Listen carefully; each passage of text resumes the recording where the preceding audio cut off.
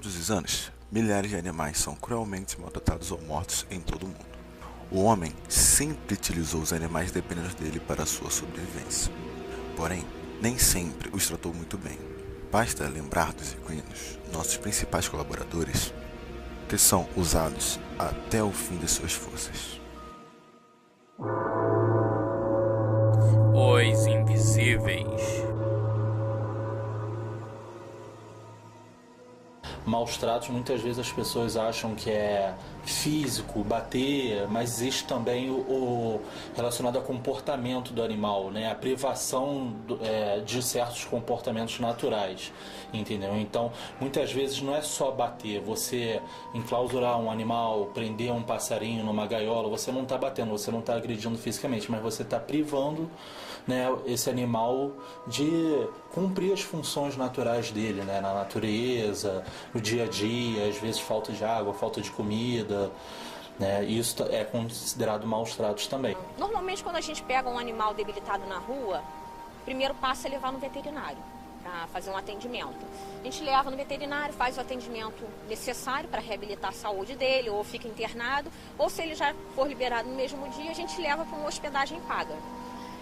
A gente tem até alguns animais que vivem em lar temporário de algumas protetoras amigas, mas o mais comum é essa hospedagem que a gente paga para mantê-los até eles serem adotados.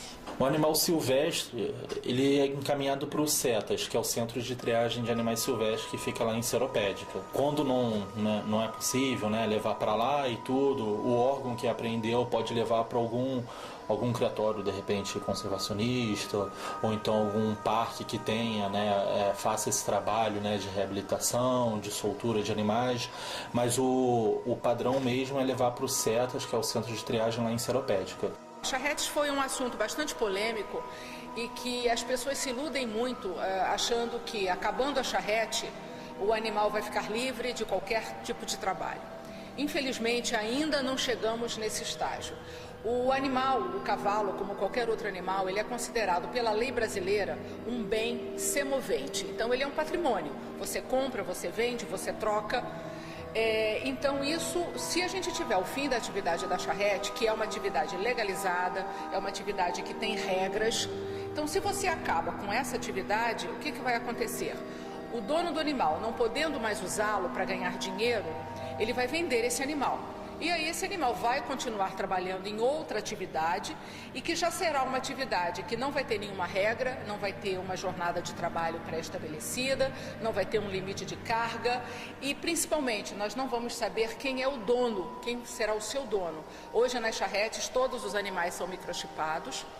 Então, se esse animal for encontrado em situação de abandono na rua, nós teremos condições de identificar o dono e processá-lo na justiça.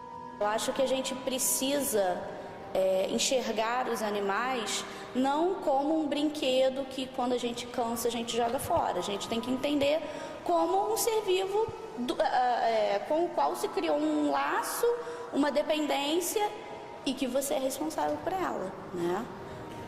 Grosso modo as pessoas dizem que se hoje em dia abandonam crianças, né, quiçá animais. Eu acho que nenhum nem outro tem que ser abandonado. Porque todos são seres vivos e merecem mínimo de dignidade. E já que nós, né, um dia nos responsabilizamos por esses animais, a gente tem que dar essa dignidade a eles. Quase sempre é um animal de estimação, tem uma criança que gosta, tem sempre uma pessoa que vai sofrer com a perda desse animal. Porque a gente que mora em comunidade, geralmente as pessoas têm muitos animais e não cuidam devidamente.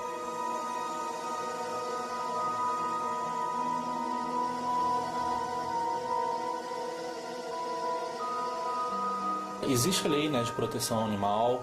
Em primeiro lugar, é ligar para a polícia, né, porque a lei ela tem que ser cumprida. Então, você pode pedir ajuda à polícia para fazer cumprir a lei na hora que você está vendo ali. A gente pede para não ir sozinho, não ir diretamente, porque muitas vezes a pessoa está agredindo um animal, né, nada impede dela chegar e querer te agredir também. Bom, hoje as leis ainda são muito mansas com relação aos animais, porque a pena que é de de 1 ano a 1 ano e meio, ela prevê a transação penal. A transação penal é você ter o direito de pagar cestas básicas, que são determinadas pelo juiz, a quantidade de cestas básicas, mas que hoje já tem uma discussão no Senado e na Câmara Federal para que se aumentem essas penas e que efetivamente dê prisão para quem maltratar os animais.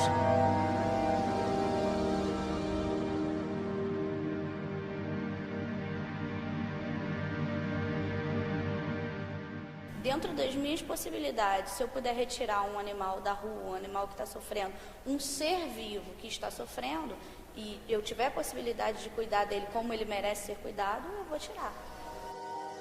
Caso que marcou muito, teve até um parecido há pouco tempo, foi o da Bela.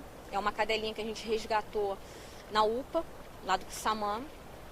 Ela foi atrás da ambulância, seu tutor teve uma parada cardíaca, foi levado para a UPA e lá ele veio a falecer. E ela ficou na UPA aguardando o seu dono. Ele, falecido, nenhum familiar foi procurar para retirá-la de lá.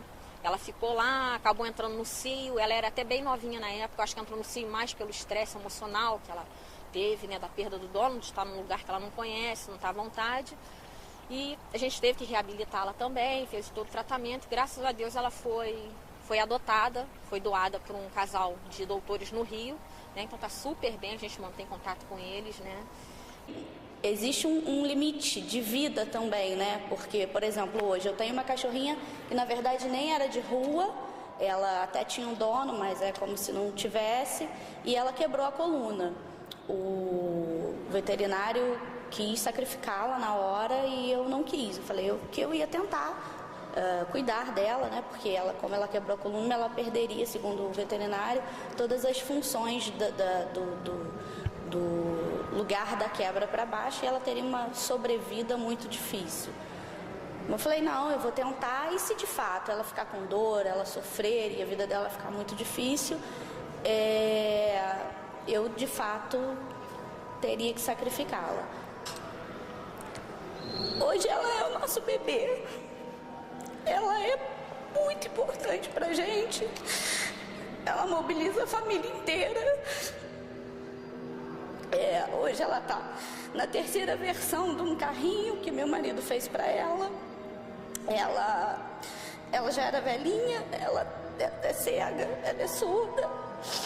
E por causa da paralisação ela tem muitos problemas de digestão, Ela tem muita cólica, ela tem muito problema de diarreia.